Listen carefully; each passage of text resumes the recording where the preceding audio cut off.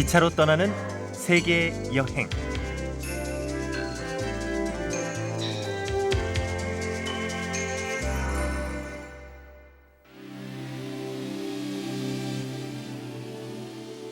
기차로 세계 여행을 떠나보세요. 지금부터 함께 하실 곳은 동남아시아 6개국입니다. 그 다음엔 베이징에서 모스크바까지 시베리아 대륙을 횡단할 것입니다.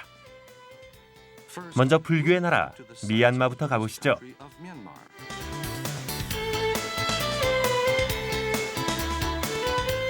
태국을 여행한 다음 말레이 반도를 따라 싱가포르까지 여행하게 됩니다. 인도네시아 군도에서는 자바섬에서 발리까지 약 1280km를 횡단할 것입니다.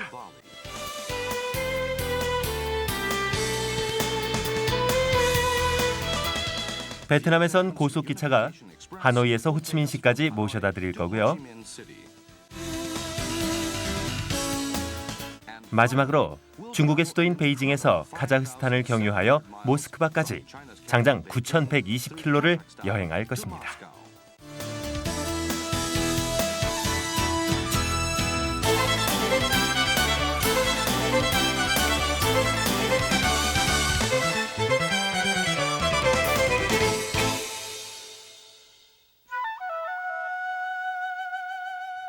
이곳은 미얀마의 수도 양곤입니다. 45m 높이의 황금빛 슐레 파고다는 그 발치의 건물들을 아주 작아 보이게 만들죠. 이 거대한 사리탑은 미얀마 불교의 상징으로서 석가모니의 머리카락 한 올을 소장하고 있죠.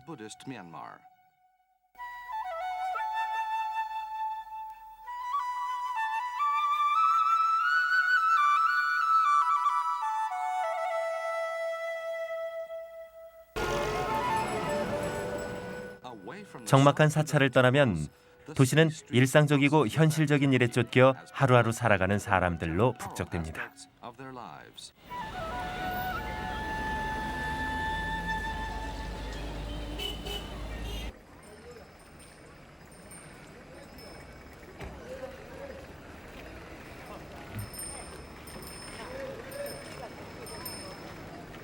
양곤역에 새벽이 밝아옵니다.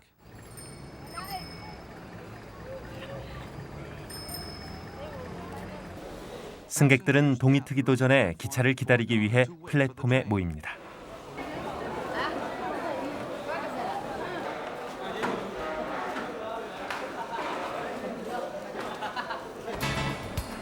기차는 미얀마 중심부를 지나 양곤 다음으로 큰 도시인 북쪽의 만들레이까지 운행합니다.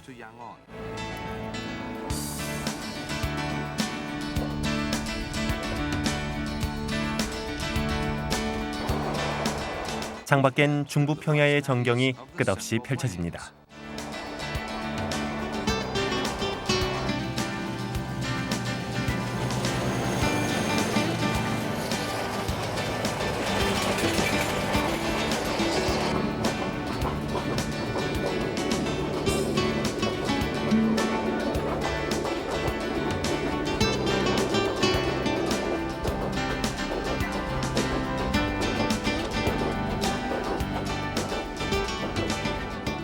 지금 보시는 오렌지색 옷은 불교 승려들이 입는 옷이죠.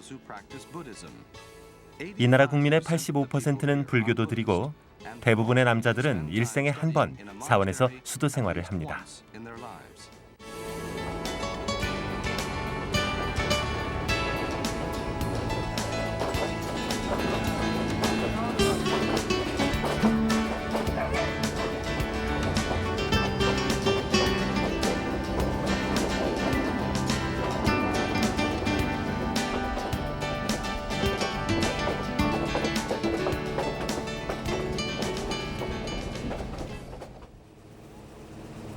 핀마나역에 도착했습니다. 여기서부터 잠시 추아크 파당의 서부 도시에 들르기 위해 기차는 지류로 빠집니다.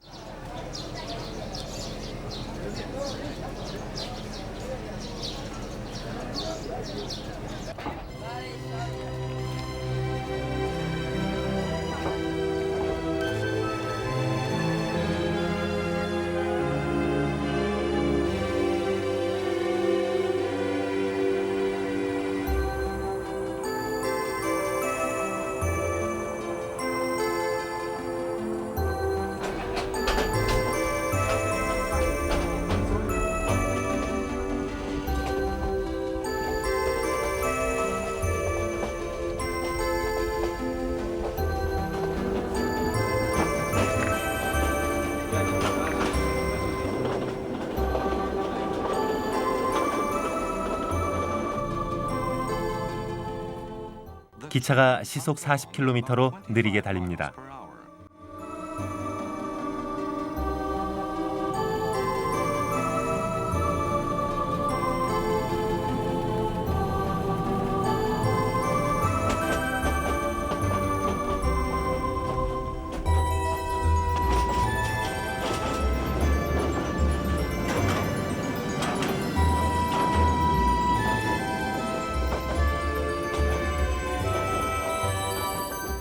귀중한 불교 유물이 소장된 사리탑들의 멋진 풍경이 펼쳐지는군요.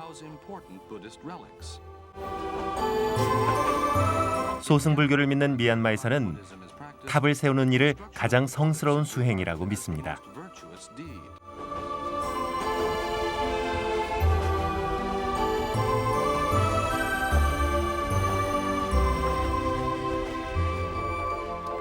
핀마나 북서쪽 224km 떨어진 추아크 파당에 왔습니다.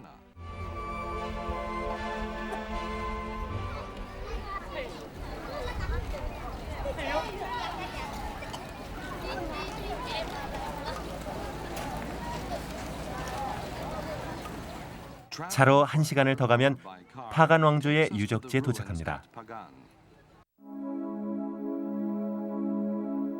이 유적지는 파간 왕조의 황금 시대를 보여줍니다. 파간 왕조는 11세기에 건립되어 미얀마를 최초로 통일한 왕조입니다. 파간 왕조는 13세기 쿠빌라이 칸에 의해 멸망했지만 2,000개가 넘는 탑들이 아직도 남아있죠. 6,000개 이상의 탑들이 가득했던 파간 왕조의 전성기는 지금은 상상 속에서 그려볼 뿐입니다.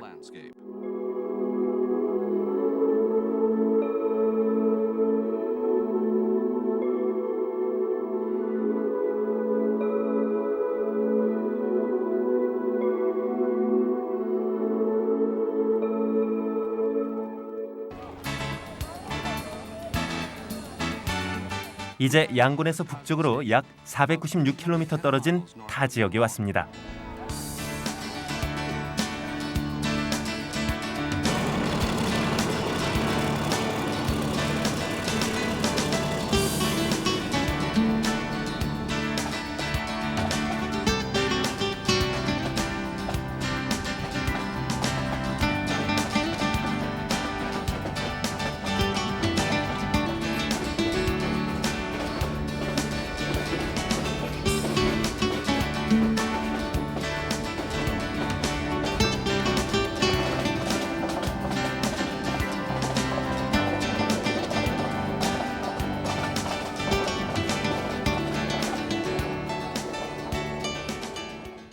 일등 칸 천장에는 선풍기가 달려 있어서 시원합니다.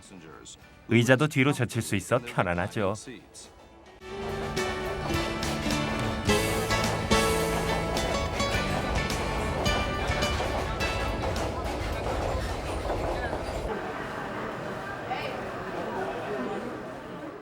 양곤 북쪽으로 576km 떨어진 목적지인 만들레이에 도착했습니다.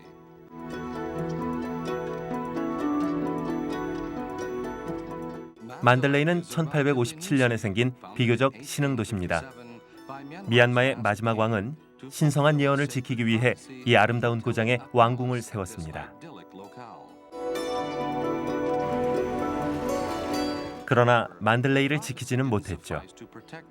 20세기부터 영국과 일본이 이곳을 침략하면서 왕국은 붕괴의 길로 들어섰고 결국 종말을 맞았습니다.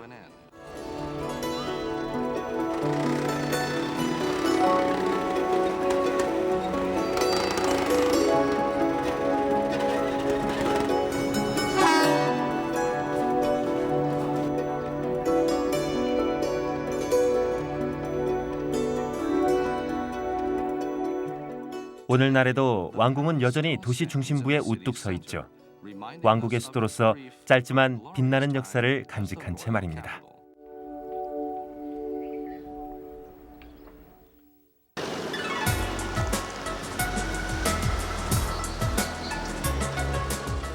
방콕은 태국의 수도이자 700만 인구를 가진 도시죠. 그리고 현대화가 급속도로 진행되어 아시아의 유력한 상업 중심지 중 하나로 발전했습니다.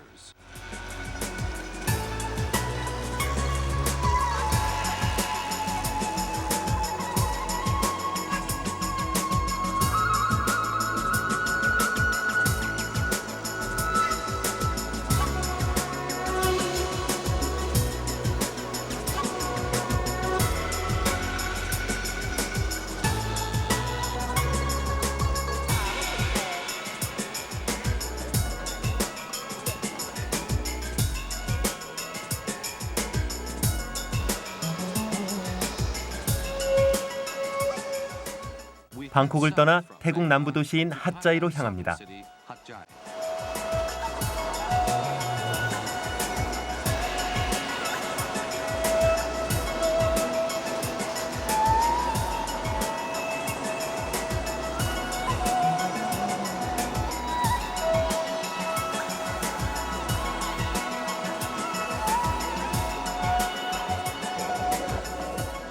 태국 왕족과 외국 관광객들이 찾는다는 휴양지인 후아힌을 지나는군요.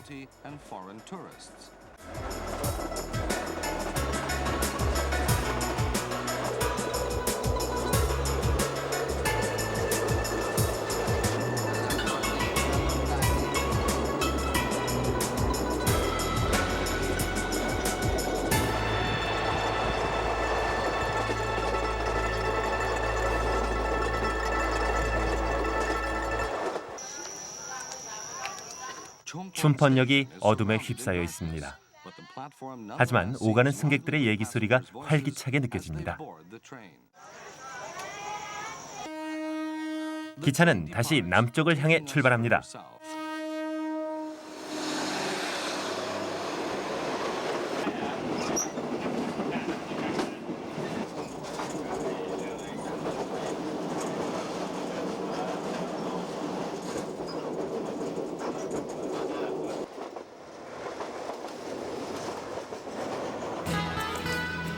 우린 지금 태국의 남부 도시를 향해 가고 있는 중입니다. 불교 문화권인 북부에서 이슬람 문화권인 남부로 이동하는 셈이죠.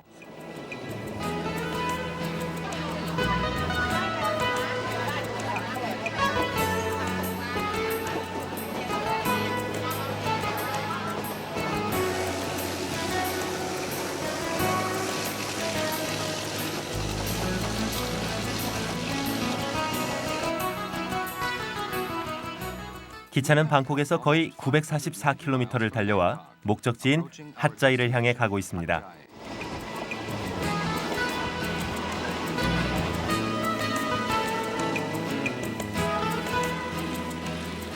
기차역에서 나와 지친 여행객들의 허기를 채워주고 도시를 떠나기 전 잠시 쉴 수 있게 해주는 한 지방 식당으로 발걸음을 옮깁니다.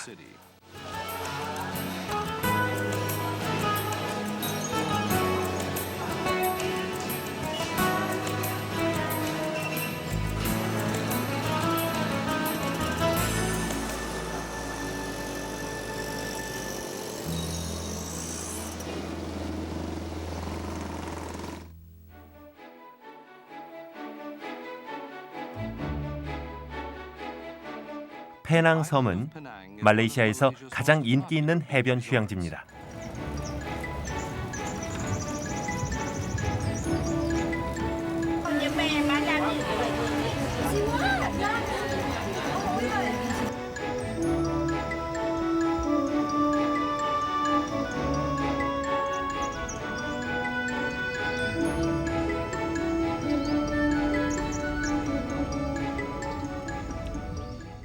말레이시아 서부 해안을 따라가는 이 여정은 페낭의 자매 도시로 항구 건너편에 있는 버터워스에서 시작됩니다.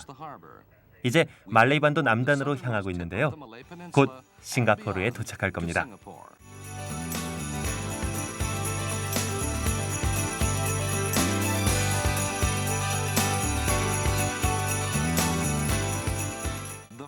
이 항구 도시는 19세기에 태동하여 주석 산업의 중심지로 번창한 위엄과 우아함을 동시에 갖춘 곳이죠.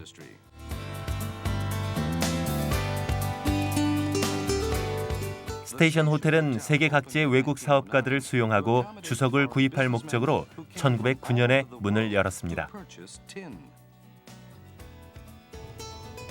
수도인 쿠알라룸푸르에 도착하려면 앞으로 99km를 더 가야 합니다.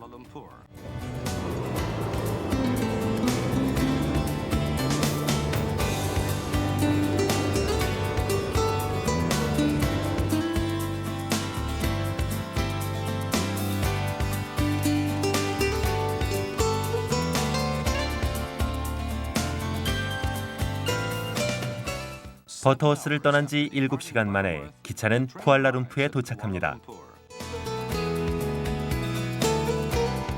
이곳은 1세기 전만 해도 베드타운이었죠. 이 지역에서 주석광이 발견되면서 급속한 발전 가도를 달리기 전까지는 말입니다. 오늘날의 말레이시아는 말레이 원주민과 중국인, 인도인이 섞인 다민족 국가입니다.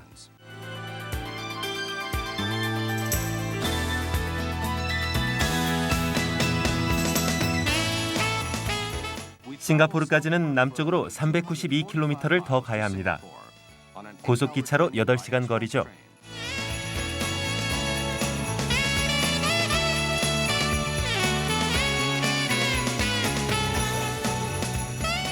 이 기차는 이곳을 방문하는 외국인들 사이에서 인기가 있습니다. 기차를 타면 지구촌 곳곳에서 모인 특색 있는 사람들을 만날 수 있거든요.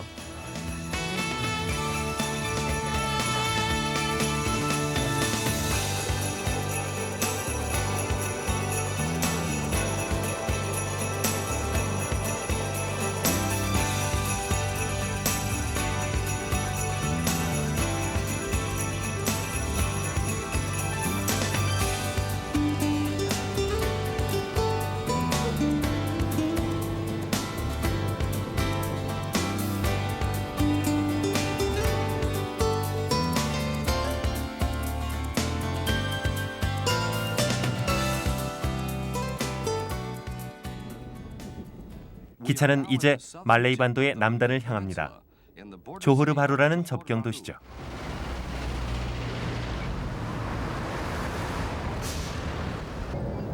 승객들은 말레이시아를 떠나 섬나라인 싱가포르에 입국하기 위해 기차 안에서 입국 수속을 합니다.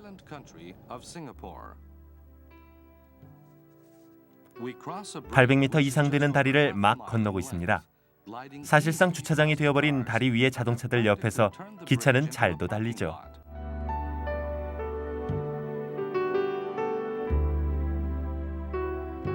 현대 싱가포르는 19세기 초 토마스 스탠포드 라플스에 의해 독립국으로 탄생했죠.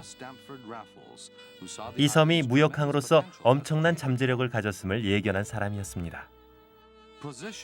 남중국해의 서쪽 입구로서 전략상 중요한 위치를 점하는 독립국인 싱가포르는 지금도 계속 발전하고 있으며 인구는 거의 300만에 달합니다.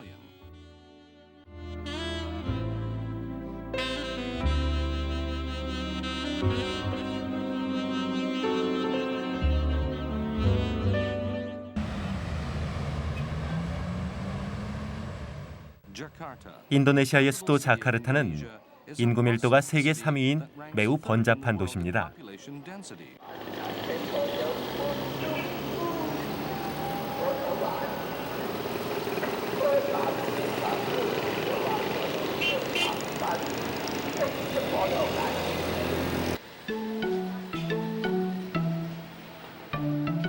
자카르타의 감비르역입니다. 이곳에는 심야기차가 많아 이른 시간임에도 플랫폼은 승객들로 만원을 이루고 있습니다.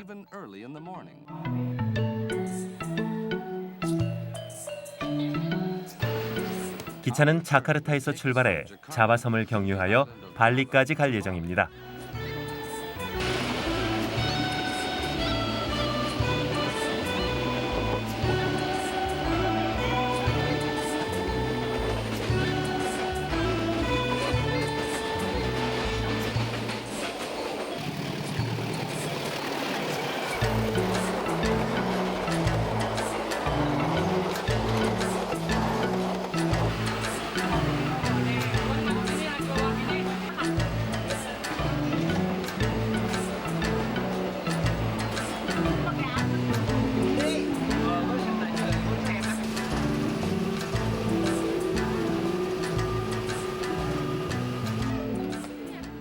자카르타 서쪽으로 약 592km 위치해 있는 족자카르타에 도착했습니다.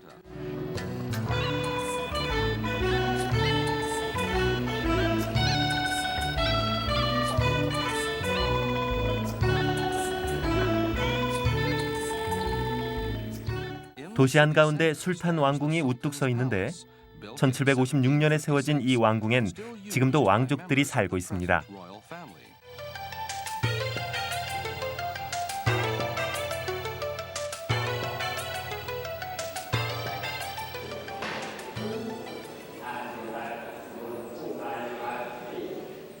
족자카르타는 예술품의 메카죠. 그 중에서도 와양극장이 제일 유명합니다. 인형극의 내용은 주민과 마을을 지킨다는 특별한 주제를 담고 있습니다. 달랑이라 불리는 인형 연출가 한 명이 가물란 악단의 연주에 맞춰 인형을 움직이고 노래도 부르죠.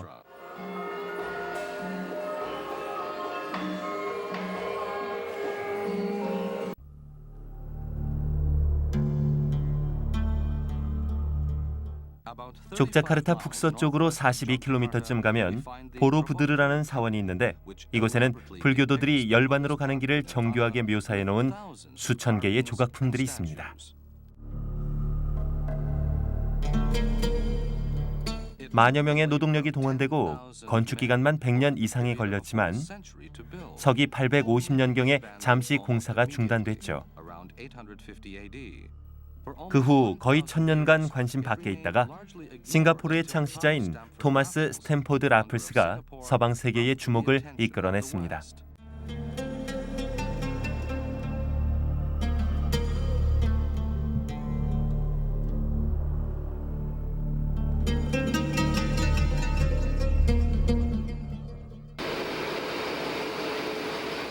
기차는 어느새 족자카르타를 떠납니다.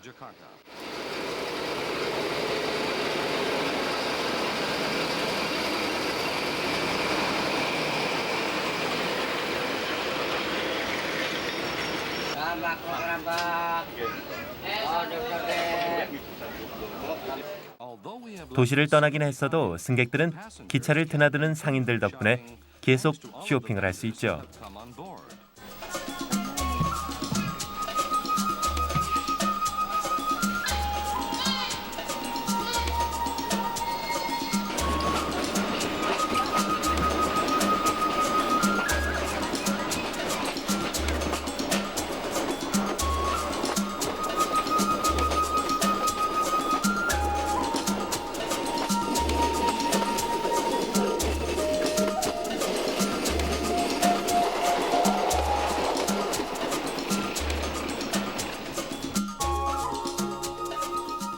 이곳은 족자카르타 북서쪽 60km 지점의 솔로입니다.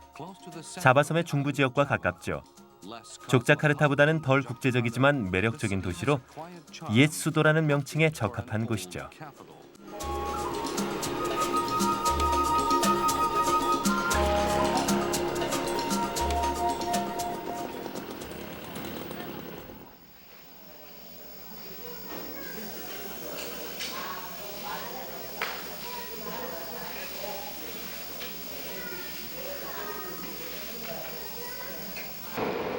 심야 고속기차인 비마를 타고 솔로역을 떠납니다.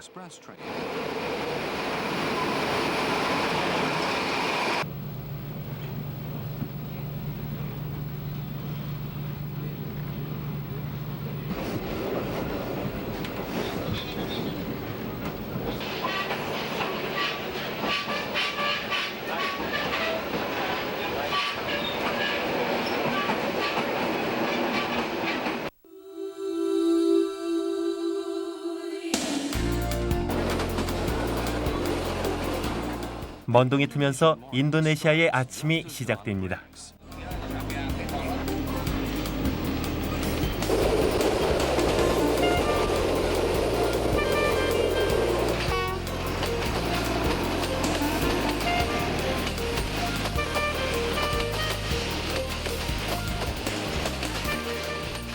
우린 인도네시아에서 세 번째로 큰 도시인 수라바야에 도착했습니다. 솔로 북서쪽으로 240km 떨어진 곳이죠. 영웅의 도시란 뜻의 수라바야는 2차 세계대전 이후 네덜란드 식민지 이주자들에게 저항한 곳으로서 인도네시아 독립의 상징이라고 할 수 있습니다.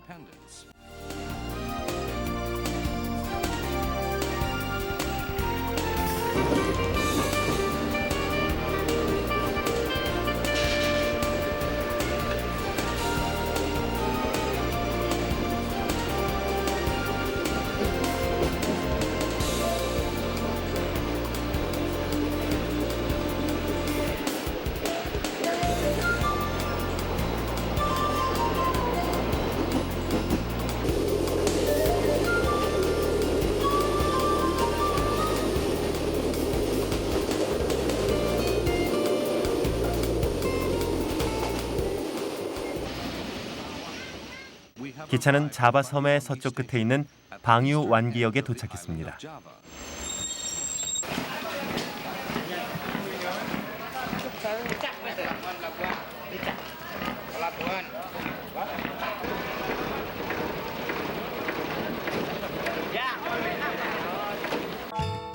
방유완기에서 페리를 타고 40분쯤 더 가면 휴양지인 발리섬이 나타납니다.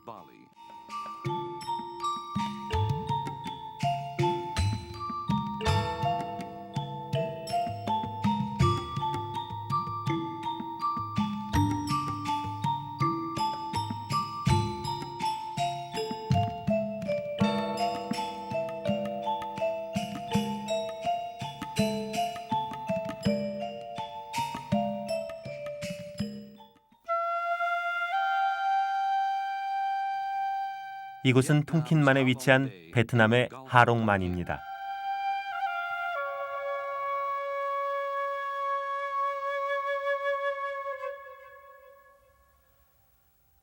이 지역의 지형은 대단히 신비롭습니다.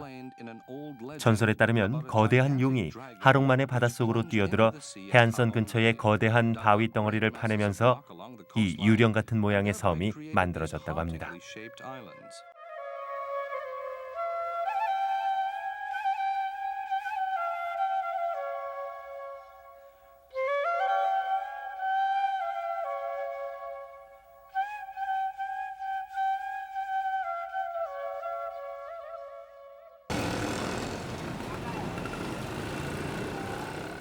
이곳은 수도 하노이입니다. 오토바이와 자동차 소음으로 가득한 곳이죠.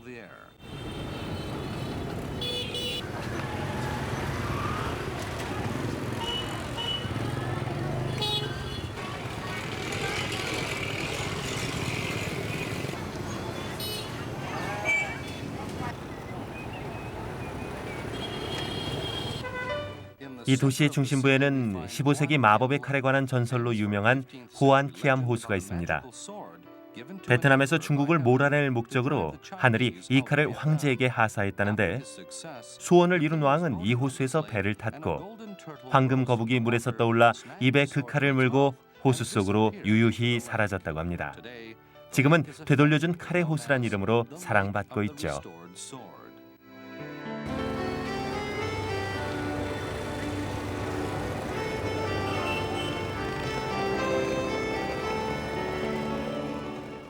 이곳은 프랑스 식민 시대인 1903년에 세워진 하노이역입니다.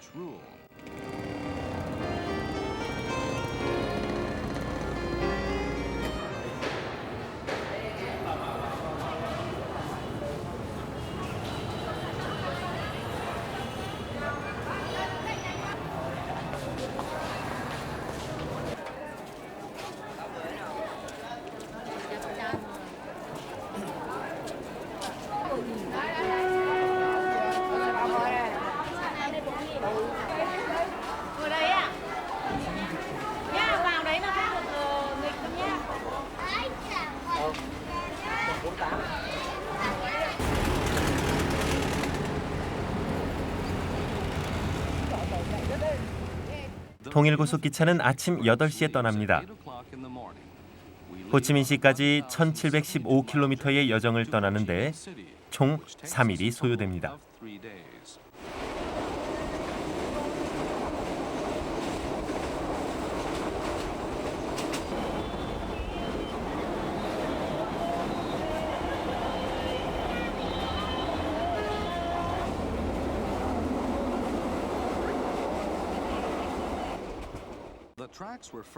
이 철도는 금세기 초에 건설된 것입니다. 2차 대전 당시 일본의 공격으로 파손됐고 프랑스로부터 독립할 때 미국과 전쟁을 치를 때도 피해를 입었죠.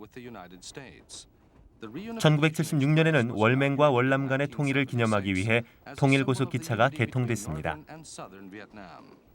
그 후 1334개의 다리와 27개의 터널, 1370개의 스위치백을 보수하여 이 노선을 다시 운행하게 됐죠. 승객들이 배가 고픈 모양입니다. 점심시간이 가까워지자 주방이 몹시 바빠집니다. 승무원들은 약 600인분의 식사를 준비합니다.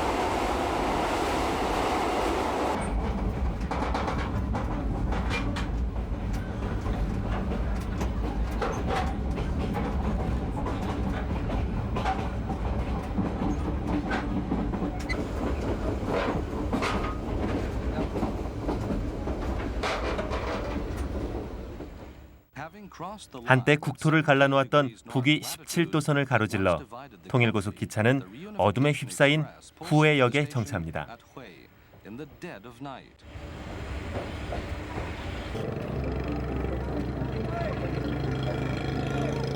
중부 베트남의 옛 왕도였던 후에는 1802년에서 1945년까지 구엔 왕조 13명의 황제들이 태어났던 곳이죠. 강을 따라가면 몰락한 옛 수도의 왕궁을 볼 수 있습니다.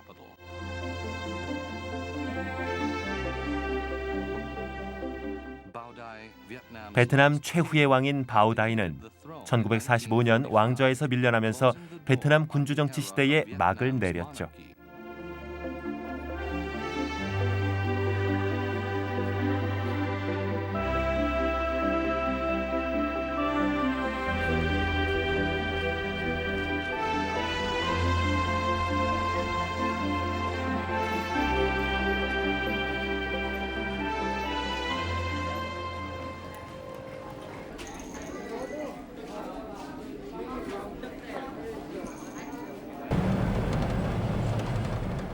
기차는 후에를 따라 남쪽으로 달립니다. 우린 기차 노선 중 최요지인 트루옹손산이 펼쳐진 하이반 패스를 향합니다.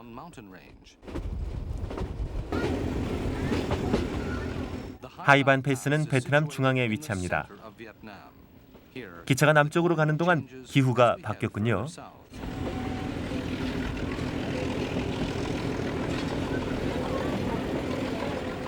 기차가 고도 500m의 해안선을 따라 달리는 동안 승객들은 발 아래 펼쳐진 남중국해의 극적인 경관을 만끽할 수 있습니다.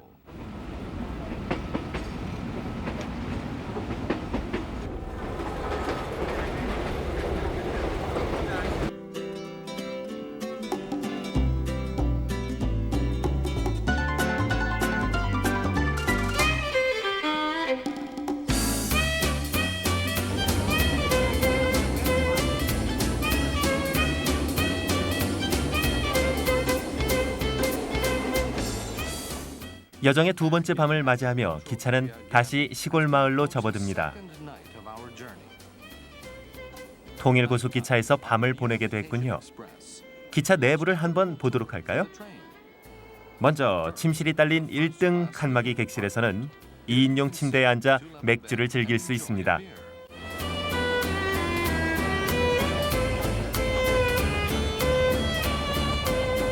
(2등) 칸막이 객실엔 3인용 침대가 있습니다. 가족실로 인기가 있겠군요.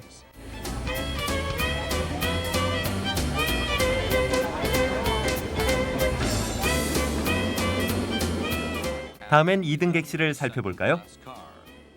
승객들은 흔들거리는 기차에서 단잠에 빠져듭니다. 의자를 뒤로 젖히면 아주 편안한 침대가 되죠.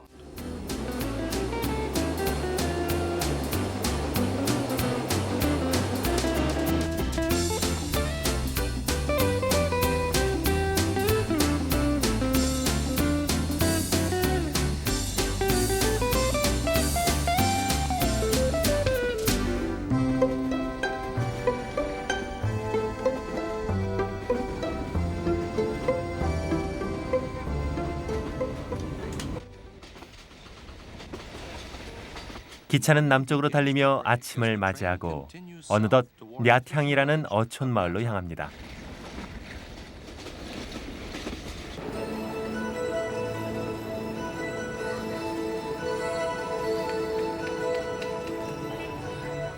기차가 도착한 냐탕 항구는 어부들로 북적댑니다.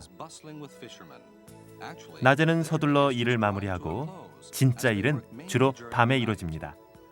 어부들은 송진처리로 방수도 되는 대나무로 엮은 큰 바구니인 퉁차이를 타고 고깃배들 사이를 분주히 움직이죠. 아침 5시 30분, 기차는 냐탕역으로 들어갑니다.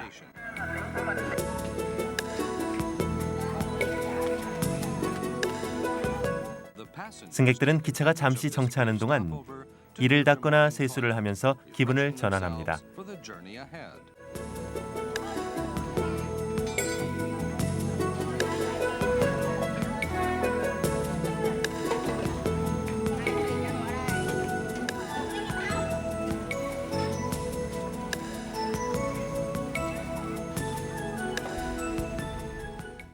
태양이 내리쬐는 베트남에서 제일 가는 휴양지인 냐탕의 흰 백사장이 관광객을 유혹합니다.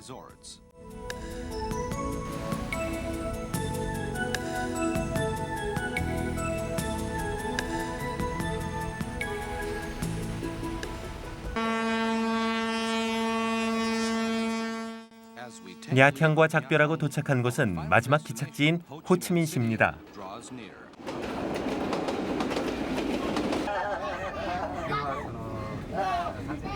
Người tôi là người Hải Phòng chứ. Người Hải Phòng hả?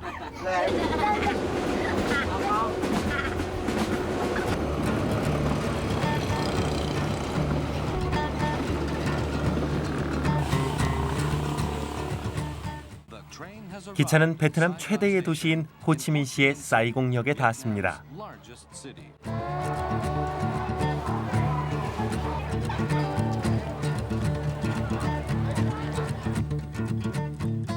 하노이에서 출발한 1715km의 여정이 여기서 끝났군요.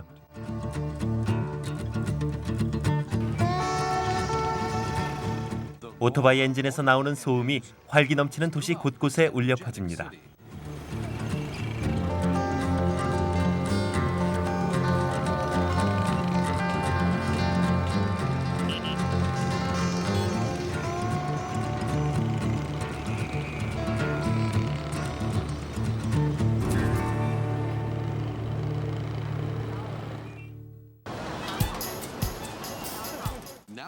이제 중국에서 카자흐스탄과 러시아로 떠나볼까요? 여행은 인구 700만인 수도 베이징에서 시작됩니다.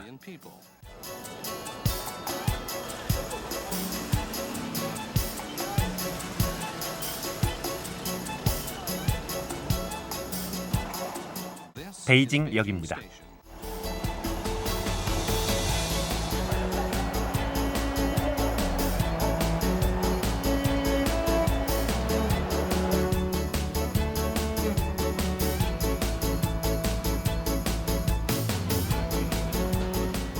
이곳에서 우린 9,120km의 여정을 시작합니다.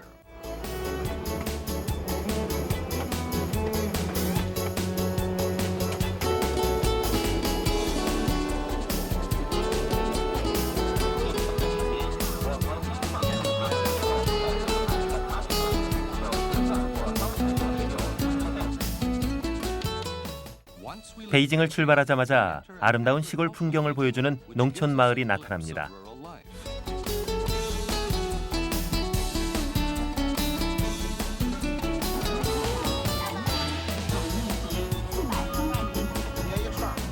승객들은 점심을 날라주는 카트를 보고 기뻐합니다. 닭다리 꼬치구이군요. 모든 사람들의 얼굴에 웃음꽃이 피었습니다.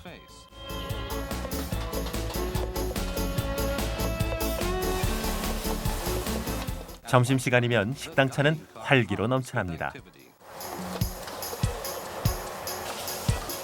이곳에선 다양한 요리가 나옵니다.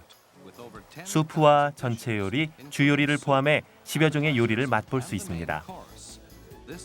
중국 기차 여행의 또 다른 즐거움이죠.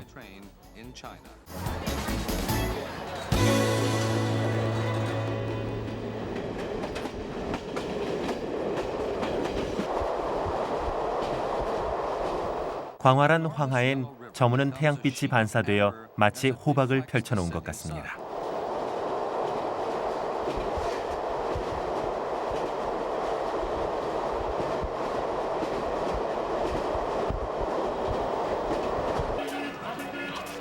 베이징을 떠난 지 10시간 후 기차는 장저우에 도착합니다.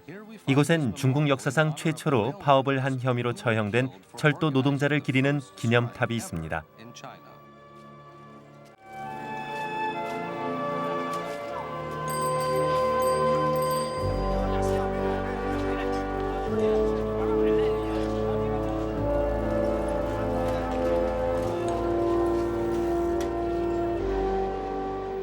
기차는 장저우를 떠나 서쪽으로 달립니다.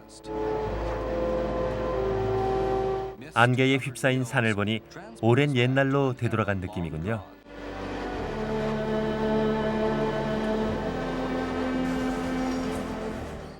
두꺼운 진흙 침전물이 거의 물처럼 보이는 붉은 협곡을 지나갑니다.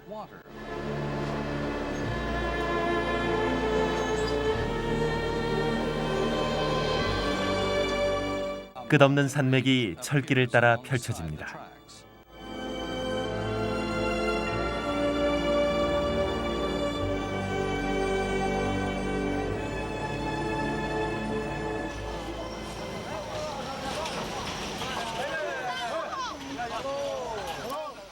밤이 되면서 기차는 시안역에 들어옵니다. 하지만 에너지로 가득 찬 도시는 모든 게 선명해 보입니다. 방금 뽑은 국수 한 그릇으로 요기도 할 수 있죠.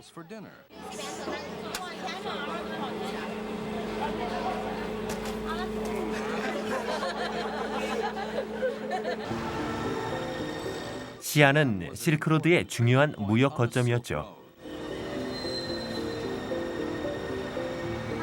이 도로를 내려다보니 이곳을 거쳐간 무수한 여정들을 상상할 수 있습니다. 모든 길은 로마로 향한다는 말처럼 말이죠.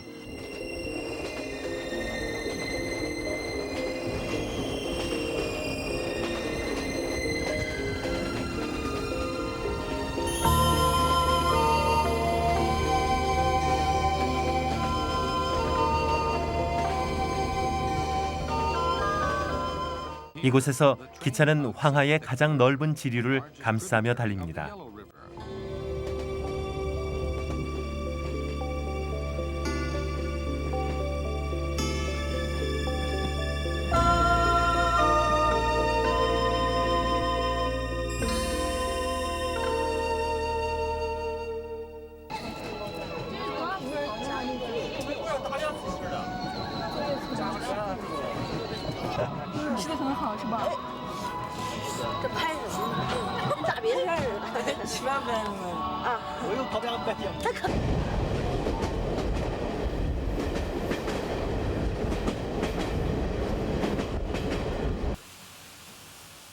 기차가 한밤중에 멈추자 기관차가 나타나는군요.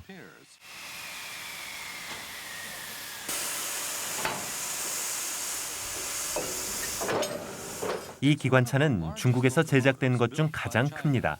총 길이가 약 24m나 되죠.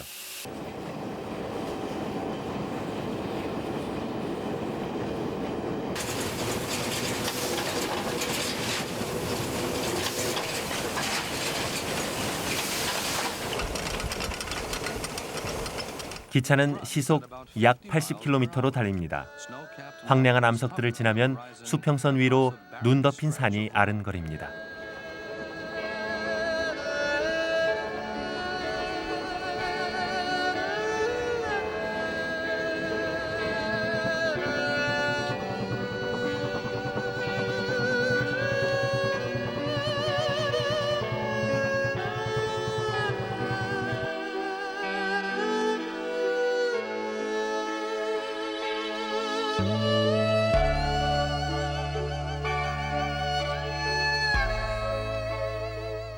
이곳은 만리장성의 서쪽 끝에 있는 전초 지점인 자위관으로 명조 시대에 건설됐죠.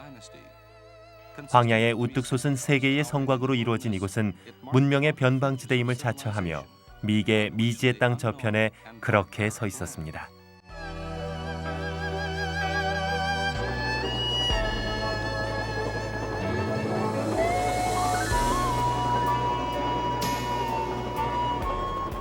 우리는 만리장성을 떠나 황량하고 쓸쓸한 경치를 헤쳐나갑니다.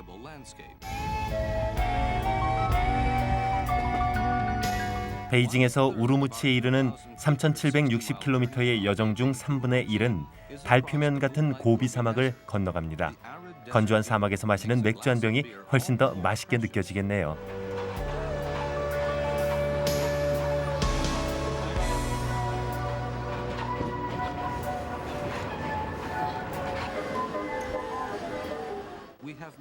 투르판역이 오아시스 같이 느껴집니다. 이곳은 해발 100m 높이로 중국 대륙 최저 지대이자 세계에선 두 번째의 저지대입니다. 이 지방 사람의 70%는 위구르족으로 터키 유목민의 후손인 소수민족이죠.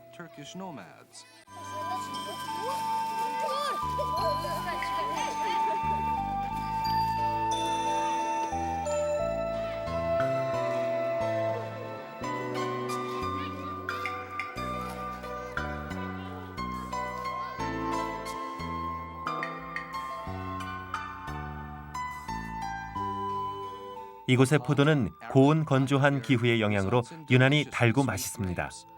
과거 실크로드를 따라온 여행객에게 했던 것 같이 현대의 방문객들에게도 특별히 이 과일이 대접됐죠.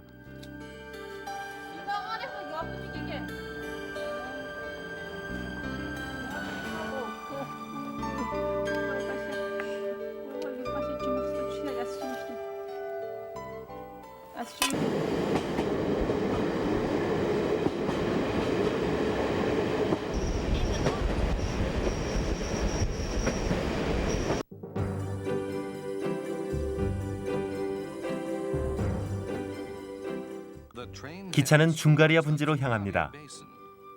거대한 산맥 사이를 헤쳐나가다 보면 눈 덮인 보그다산 산맥이 오른쪽에 날카롭게 솟아있고 왼쪽엔 텐산 산맥이 더 멀리 보입니다.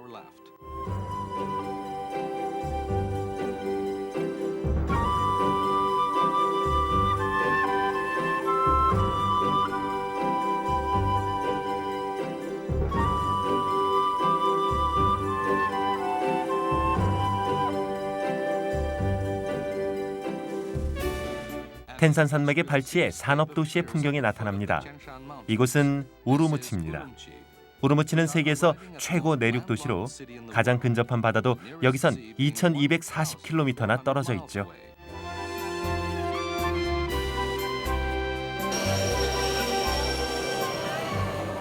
베이징에서 3752km를 달려온 승객들은 플랫폼에서 따뜻한 환영을 받는군요. 우루무치에 사람들이 정착한 시기는 7세기로 거슬러 올라갑니다. 하지만 이곳은 비교적 최근에 세운 도시죠. 18세기 중반인 청나라 때 건설됐으니까요.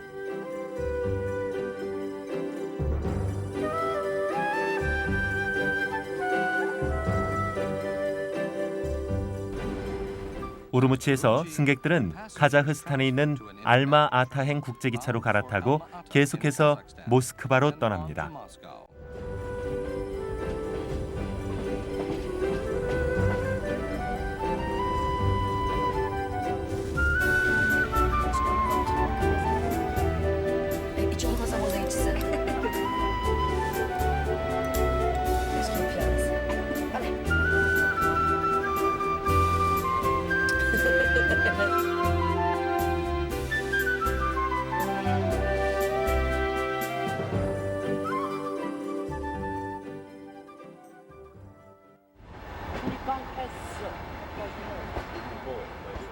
기차는 접경지인 알라샨 코우역에 도착했습니다. 바로 카자흐스탄의 관문이죠.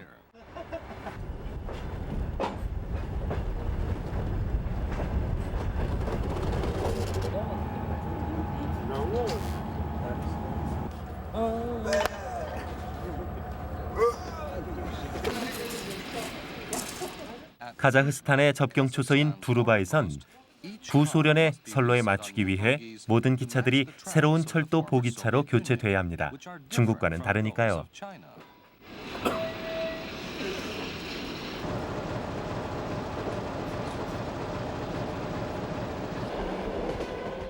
눈으로 하얗게 덮인 평원이 창문 가득 펼쳐집니다.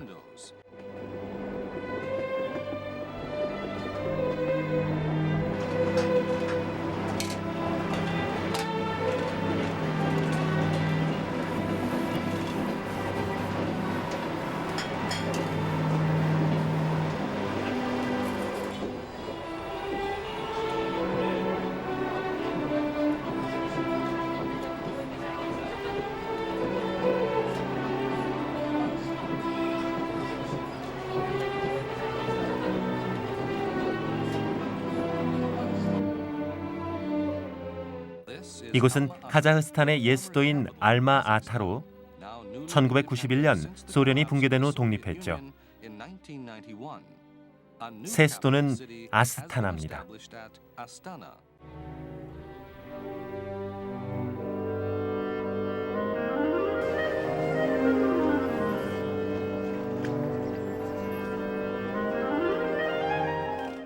역에 내려서 보니 각지에서 온 사람들의 얼굴이 모두 제각각이군요. 카자흐스탄인, 러시아인, 우즈베크인 모두들 끈기 있게 기차가 오길 기다립니다.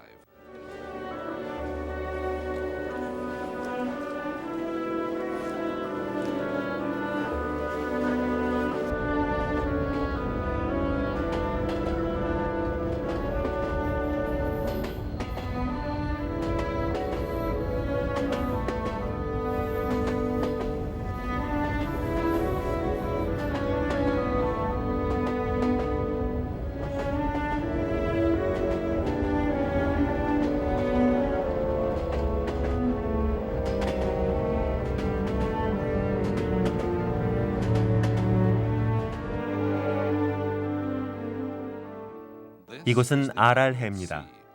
한때는 세계에서 네 번째로 큰 호수였지만 현재는 관계 때문에 물이 3분의 1로 줄어들었죠.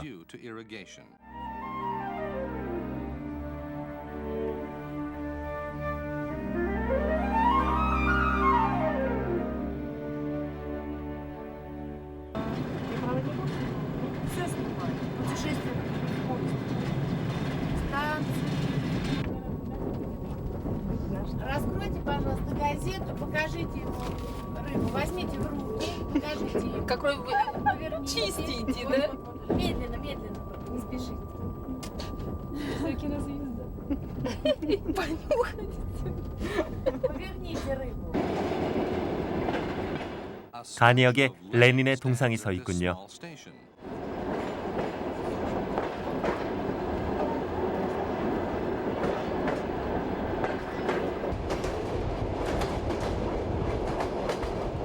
창문을 통해 보이는 확 트인 평원의 경치가 강과 숲으로 바뀝니다. 드디어 러시아로 들어섰습니다. 카자흐스탄을 떠난 후 첫 기착지는 사라토프입니다. 볼가강의 요새로 16세기 러시아인들이 세운 사라토프는 지금도 마치 중세 도시처럼 느껴집니다.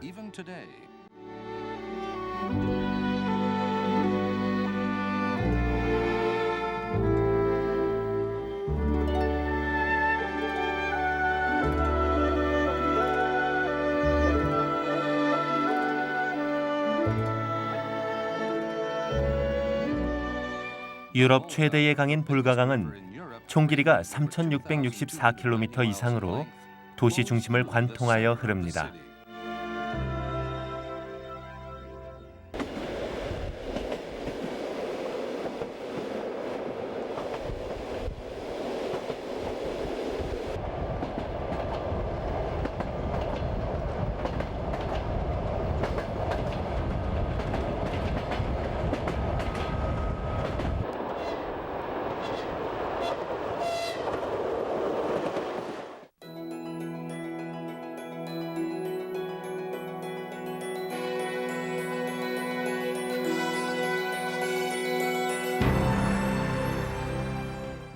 기차는 베이징에서 9,120km나 달려와 모스크바의 파벨레스타에서 멈춥니다.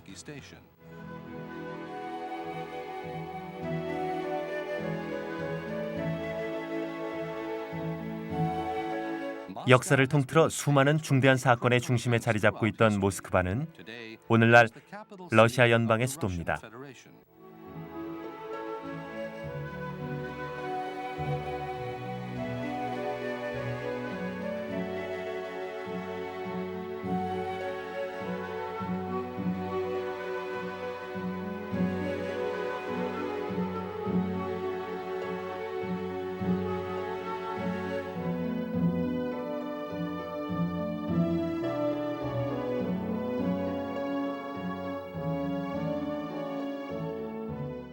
이곳은 세계 각지인들의 발길이 끊이지 않는 붉은 광장입니다. 지금은 구소련 국기 대신 러시아 연방 국기가 하늘 높이 개양되어 있습니다.